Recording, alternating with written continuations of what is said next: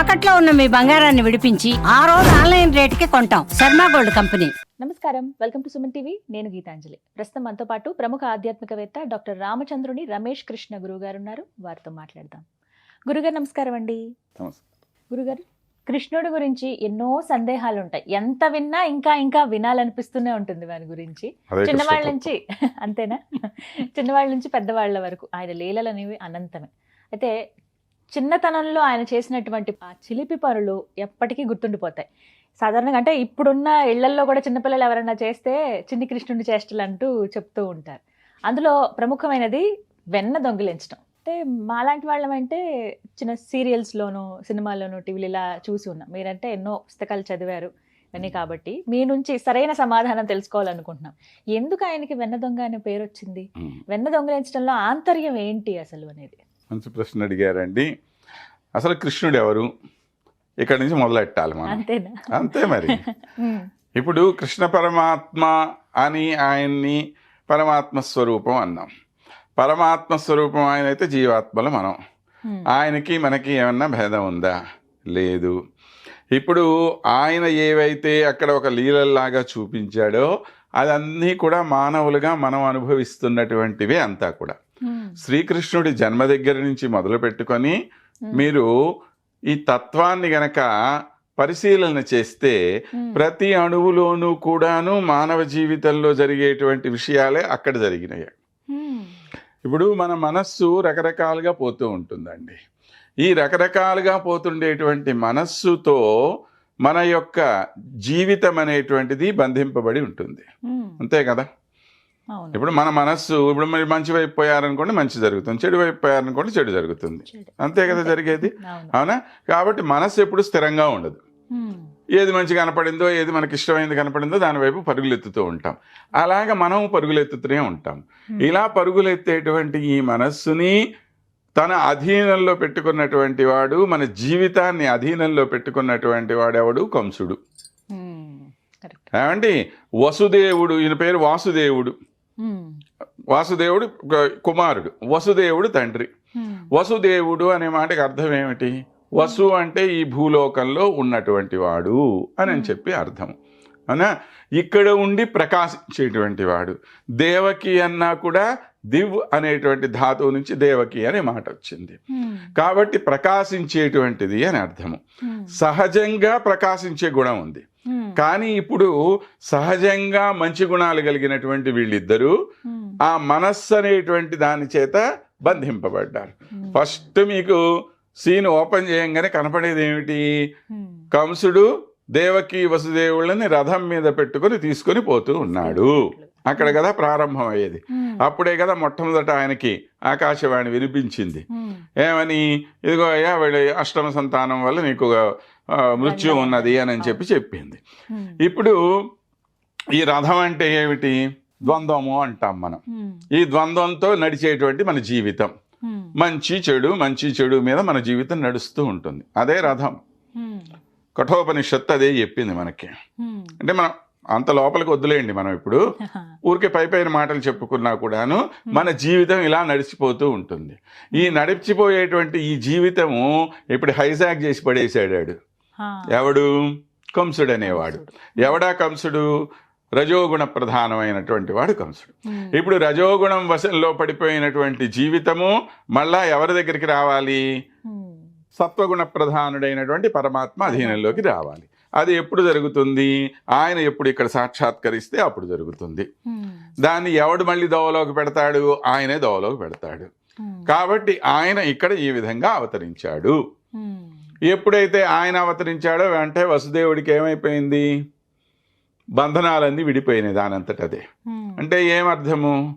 పరమాత్మ నువ్వు ఎప్పుడైతే చేరుకుంటావో అప్పుడు నీ యొక్క సాంసారిక బంధనాలన్నీ కూడా చెడిపోతాయి. ఇవే కదా, ఇదే మానవ జీవిత చరిత్రే మొత్తం శ్రీకృష్ణుడి యొక్క చరిత్ర. ఇప్పుడు మీ ప్రశ్న దగ్గరికి వద్దాం. ఏమన్నారు? వెన్న దొంగలించటము అని చెప్పి అన్నారు. వెన్న అనేటువంటి మాటకి ఏంటండి మన సంస్కృతంలో మాట? నవనీతము అని పేరు. అవునా? నవ అంటే కొత్తగా, నీతము అంటే తీసుకొని రాబడినటువంటివి. నీతము అంటే తీసుకొని రావటం, నవ అంటే కొత్తగా. అంటే కొత్తగా తీసుకురాబడినటువంటివి. ఏమిటి కొత్తగా తీసుకురాబడినవి? నువ్వు పుట్టినప్పుడు ఎలా ఉన్నావు, పెరిగే కొద్దీ ఏమవుతోంది? పుట్టినప్పుడు మనలో మదం ఉందా, మాత్సర్యం ఉందా, అసూయ ఉందా, ఈర్ష్య ఉందా, కామం ఉందా, క్రోధం ఉందా, ఏమన్నా ఉన్నాయా? ఏమీ లేవు. శుద్ధంగా ఉన్నాం మనం. కొద్దిగా పెరిగే కొద్దీ ఒక్కొక్క గుణం వచ్చి మనలో చేరిపోతూ ఉంది. దీనితోటి మన జీవితం అస్తవ్యస్తం అయిపోతుంది. పరమాత్మ ఎవడు అంటే మనకి తెలియదు. ఏవేవో విషయాల వైపు మనం వెళ్ళిపోతూ ఉన్నాం. కాబట్టి నవగా నీతమైనటువంటి ఏ విషయాలైతే ఉన్నాయో వాటిని నీకు తెలియకుండానే నీ నుంచి దూరం చేసేవాడు ఎవడు అంటే ఆ పరమాత్మే. అంటే నీలో దుర్మార్గంగా ఉండేటువంటి గుణాలన్నింటినీ, దోషాలు ఏవైతే ఉన్నాయో, లోపాలు ఏవైతే ఉన్నాయో వాటినన్నింటినీ దూరం చేసేవాడు ఆ పరమాత్మ. ఆయన ఎప్పుడైతే మన దగ్గర ఉంటాడో అప్పుడు మనలో ఉండే ఈ చెడు గుణాలన్నీ దూరం అయిపోతాయి. అంటే గోపికల ఇళ్లలో ఇప్పుడు వెన్న దొంగిలించడం ఇప్పుడు అన్నారు. ఇప్పుడు గోపికలనే కాదు, ఎక్కడైనా ఆ నవనీతాన్ని ఎందుకు ఆయన దొంగలించాల్సింది? ఈయనకేమన్నా మనం అనుకున్నట్టే ఇప్పుడు వెన్నకి ఏమన్నా కరువు ఉందా ఆయనకి? ఇప్పుడు ఈయన తండ్రి ఆ నందవ్రజం మొత్తానికి కూడాను రాజు, నందుడు. ఎవరు? కంసుడికి సామంతరాజు ఆయన. వీళ్ళ ఇంట్లో లేనటువంటి వెన్నన ఈ పిల్లోడు ఎంత వెన్న తింటాడు పోని మీరు చెప్పండి. వాళ్ళకి 5 లక్షల గోవులు ఉండేవి అని చెప్పి మనకి భాగవతం చెప్తున్నటువంటి విషయం. ఇన్ని లక్షల గోవులు ఉన్నటువంటి ఒక కుటుంబంలో ఎంతమంది పనిచేస్తూ ఉంటారు? ప్రతిరోజుకి ఎన్ని టన్నులు వెన్న వస్తుంది వాళ్ళకి. పొద్దున్న నుంచి సాయంత్రం దాకా కూర్చొని తిన్నా కూడా తరగనటువంటి వెన్న. ఎక్కడ మీకు అక్కడ అవకాశం ఉంది ఇంకోళ్ళ ఇంటికి పోయి దొంగతనం చేసి వాళ్ళ చేత చీచా అనిపించుకోవాల్సిన అవసరం ఆయనకుందా? అవసరం లేదు. కానీ ఇవన్నీ ఆయన ఎందుకు చేసినట్టుగా మనకు కనపడుతున్నది అక్కడ అంటే నీలో ఉండేటువంటి ఈ దోషాలని పరిహరింప చేయటం కోసం. గొల్లపిల్లలు ఎవరండి? ఏమీ తెలియని అమాయకులు.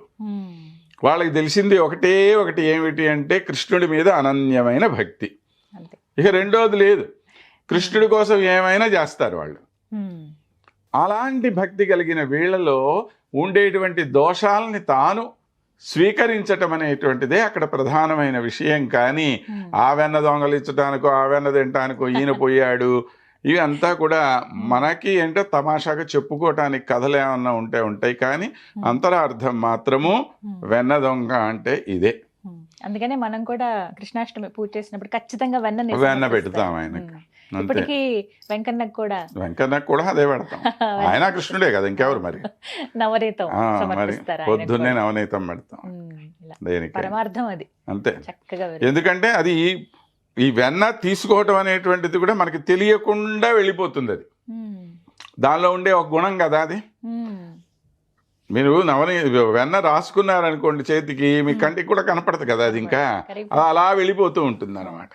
కాబట్టి నీకు తెలియకుండానే వెళ్ళిపోతుంది. పరమాత్మ సన్నిధి ఎప్పుడైతే మనకు ఉంటుందో మనలో ఉండేటువంటి దుర్గుణాలు అలా వెళ్ళిపోతాయి. దానికి నువ్వేం ప్రత్యేకమైన ప్రయత్నం చేయాల్సిన అవసరం లేదు.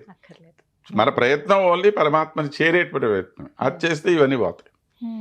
అది నవనీత చోరుడు అంటే మాటకి అర్థం. కానీ ఆయన ఏదో దొంగ, ఏదో మనం ఏదో రకరకాల పాటలు కట్టి ఆయన మీద సినిమాలన్నీ తీసేసి ఏదో ఎవడన్నా పరిగమాల వెధ ఉంటే ఎవరే వాడు కృష్ణుడురా, వాడు అమ్మాయిలు ఏదో గొడవ చేసేవాడురా, అమ్మాయిలు ఇది చేస్తాడురా, అది చేస్తాడురా, చిలిపి పనులు చేస్తాడురా, ఇవన్నీ కూడా అర్థం లేనటువంటి మాట.